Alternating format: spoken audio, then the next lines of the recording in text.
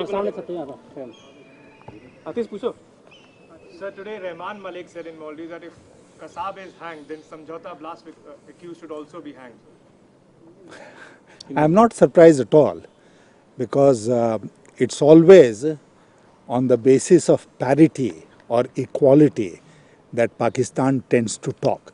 So if they are saying Kasab should be hanged, then they are bound to say that everybody else in India should also be hanged because we are guilty of something or the other, all of us. So despite this, Manmohan Singh goes ahead and calls Pakistan Prime Minister man of peace. So I don't know. I mean, yesterday the Foreign Minister, External Affairs Minister of India saying that the trust deficit is shrinking. And now the Pakistani Prime Minister being described by our Prime Minister as a man of peace is reflective of a mindset which has been in evidence since 2004 when Dr. Manmohan Singh became the Prime Minister of India. It was with some effort that we had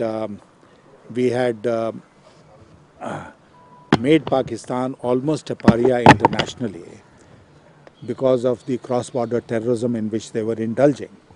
And this government came into office in 2004, and if you look at all the summits that they have had, and if you look at all the statements which have been issued, communiques which have been issued, they have been letting off Pakistan off the hook one after another. You just have to go back and look at what the Prime Minister said after the Mumbai terror attack in the November of 2008. He made some ringing announcements in Parliament that we will not talk to Pakistan, we will deal with Pakistan, like this, that and the other. And Pakistan has not moved an inch.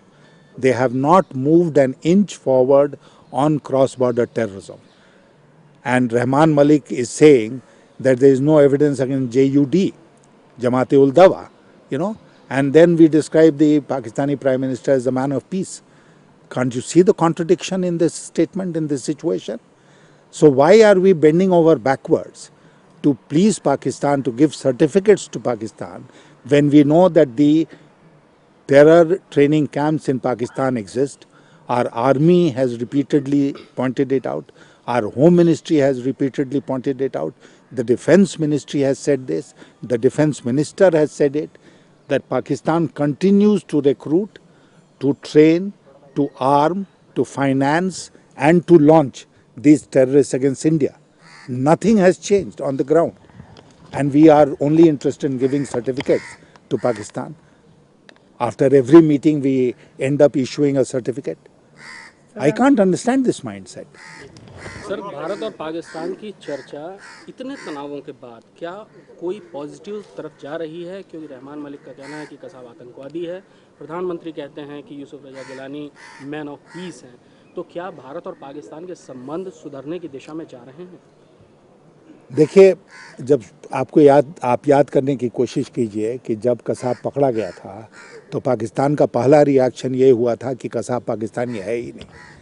जब लोगों ने उसके घर जाके, उसके गांव जाके, उसके माता पिता से बात की, उन्होंने कहा हाँ कसाब मेरा बच्चा है, तब उसके बाद बहुत मुश्किल के बाद पाकिस्तान ने ये स्वीकार किया कि कसाब पाकिस्तानी है और वो टेररिस्ट है, इसमें कोई शक किसी को नहीं रहा. इतना सब कुछ होने के बाद भी हमारी जो न्याय प्रणाली है उसके अंतर्गत कसाब का ट्रायल चल रहा है, चलते जा रहा है. लेकिन पाकिस्तान ने, कसाब कोई अपवाद नहीं था. इस तरह के सैकड़ों हज़ारों कसाब आज के दिन भी पाकिस्तान के द्वारा रिक्रूट किए जा रहे हैं, ट्रेन किए जा रहे हैं, उनको हथियार दे रहे हैं कि जाके भारत में आतंक मचाओ. और ये लोग लाइन ऑफ कंट्रोल क्रॉस करके भारत में आते हैं. यहाँ पर अभी जितने RDX और गोला बारूद पकड़े जा रहे हैं, उन सब के पीछे कहीं ना कहीं कोई पाकिस्तानी आतंकवादी है. तो आतंकवाद का जहाँ तक सवाल है, उस पर पाकिस्तान ने एक छोटा कदम भी आज तक नहीं उठाया है. और अब पाकिस्तान के ऊपर अमेरिका का दबाव है. ये हमारे लिए बहुत माकूल परिस्थिति है. एक तरह से हम सोचें कि पाकिस्तान हमारे खिलाफ भी आतंकवाद फैला रहा है, पाकिस्तान अफ़गानिस्तान के खिलाफ भी आतंकवाद फैला रहा है, अमेरिका को अफ़गानिस्तान के आतंकवाद की चिंता है, बहुत ज़्यादा चिंता हमारे आतंकवाद, भारत के खिलाफ जो आतंकवाद होता है उसकी उनको चिंता नहीं है। लेकिन दोनों को मिलाकर देखने की आवश्यकता है। और ऐसी परिस्थिति में अगर हमारे प्रधानमंत्री जाकर पाकिस्तान के प्रधानमंत्री को ये एक प्रमाण पत्र देते हैं, एक सर्टिफिकेट देते हैं कि वो मैन ऑफ पीस है, तो मैं मानता हूँ कि एक बहुत बड़ी विडंबना है। और प्रधानमंत्री को, हमारे प्रधानमंत्री को शायद इससे बचना चाहिए था। इतना आगे बढ़ के आज कोई ऐसी परिस्थिति नहीं है, खास करके जब उनका गृह मंत्री ये कह रहा है कि जमाते उल दवा के खिलाफ कोई सबूत आज तक नहीं आया है और वो खुलेआम घूम रहे हैं पाकिस्तान में, आग उगल रहे हैं भारत के खिलाफ, और वो कहे कि नहीं साहब कोई सबूत नहीं है, कोई प्रमाण नहीं है। और ये जब वहाँ पर उनका गृह मंत्री बोल रहा है और हमारे पास सारा एविडेंस है कि पाकिस्तान आज भी सीमा पार से आतंकवाद को बढ़ावा दे रहा है, तो ये कहने का क्या मतलब है कि वो मैन ऑफ पीस है? तो फिर हम कहें कि भाई पाकिस्तान का ही शासन भारत में भी चलेगा और पाकिस्तान जो कहेगा उसको हम बिना किसी सवाल के मान लेंगे। पाकिस्तान कह रहा है कि कसाब के साथ साथ उनको भी फांसी दे दो, जिन्होंने समझौता ब्लास्ट किया था, तो बिना ट्रायल को उनको फांसी पर लटका दो। पाकिस्तान के आतंकवादियों को खुलेआम छूट दे दो कि समुंदर के रास्ते से, LOC के रास्ते से, किसी बॉर्डर से वो हमारे देश में घुसें और कुछ भी आतंक मचाएं।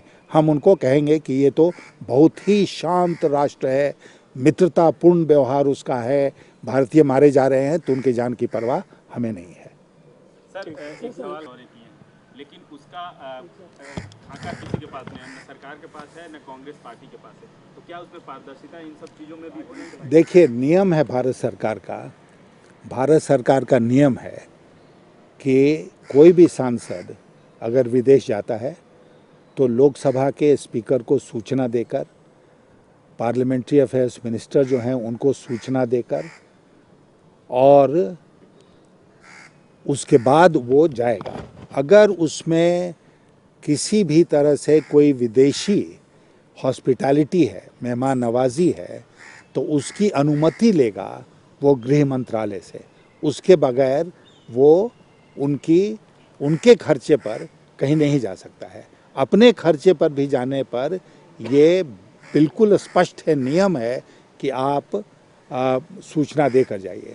और एक जो सचिवालय है जिसके पास ये सूचना होनी चाहिए, वह सचिवालय है लोकसभा सचिवालय। तो लोकसभा सचिवालय से मांगना चाहिए। केवल श्रीमती सोनिया गांधी ही नहीं, राहुल गांधी जी कब गए हैं और कौन कब गया है विदेश, यशवंत सिन्हा कब विदेश गए हैं, मांगिए सूचना। और राइट टू इन्फॉर्मेशन के अंतर्गत लोकसभा सचिवालय को सूचना देनी चाहिए।